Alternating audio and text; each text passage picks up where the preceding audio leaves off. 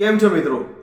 આજે હું તમને એસઆઈપી વિશે વાત કરીશ કે મંથલી તમે 5,000ની એસઆઈપી કરાવો છો તો 5 વર્ષ, 10 વર્ષ, 15 વર્ષ, 30 વર્ષ પછી એની વેલ્યુએશન કેટલી થશે? તો આપણે ગણતરી સાથે જોઈએ કે આપણે 5,000ની એસઆઈપી મંથલી કરીએ છીએ 5 વર્ષ માટે, તો એનું કેલ્ક્યુલેશન કરીએ તો તમે સ્ક્રીન ઉપર જોઈ શકો છો કે 5,000ની એસઆઈપીનું ટોટલ ઇન્વેસ્ટમેન્ટ થશે 5 વર્ષમાં 3 લાખ રૂપિયા અને ટોટલ વેલ્યુ થશે એ વખતની 4,48,408 રૂપિયા. આ ગણતરી આપણે 15% એન્યુઅલ રિટર્ન મુજબ ગણી છે. હવે 5ના 10 વર્ષ કરીએ કે 5,000ની એસઆઈપી 10 વર્ષ માટે કરી છે, તેનું વેલ્યુએશન શું થશે? તો 6 લાખ ઇન્વેસ્ટ થશે અને 10 વર્ષ પછી એનું ટોટલ વેલ્યુએશન થશે 13,93,286 રૂપિયા. હવે 10ની જગ્યાએ 20 વર્ષ લોંગ ટર્મ 20 વર્ષ માટે કરીએ છીએ તો ટોટલ ઇન્વેસ્ટમેન્ટ થશે 12 લાખનું અને એનું ટોટલ વેલ્યુએશન થશે 75,79,775.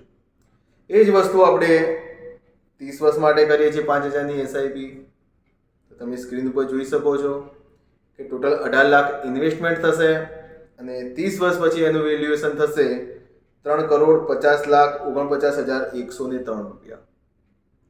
તો આ મેં વાત કરી 5 વર્ષ, 10 વર્ષ, 20 વર્ષ ને 30 વર્ષ માટે. તો આપણે એસઆઈપીમાં ઇન્વેસ્ટમેન્ટ કરવું હોય તો લોંગ ટર્મ કરાય કે શોર્ટ ટર્મ એ તમે નક્કી કરી શકો છો. ઘણા લોકો સ્ટાર્ટિંગમાં એસઆઈપી કરાવે છે કે આપણે 15 વર્ષ માટે કરવી છે, 25 વર્ષ માટે કરવી છે, પણ સવાર પડે એટલે રોજ મોબાઈલ જોઈને એપ્લિકેશન ચાલુ કરીને જોવે છે વેલ્યુએશન ઘટી છે કે વધી છે, તો એનો કોઈ મતલબ નથી, કારણ કે આપણે લોંગ ટર્મ માટે કરી છે.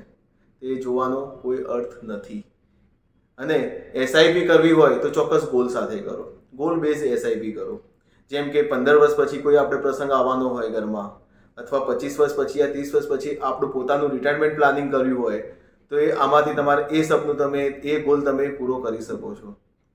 અને એસઆઈપી કરવી હોય તો તમે મેં વેલ્યુએશન તમને બતાવ્યું 5 વર્ષ, 10 વર્ષ, 20 વર્ષ, 30 વર્ષનું, તો કેટલો લોંગ ટર્મ તમે કરો છો તો એ પ્રમાણે તમને ચક્રવર્તી વ્યાજનો ફાયદો પણ મળશે અને તમારા ગોલ ચોક્કસથી પૂરા થશે.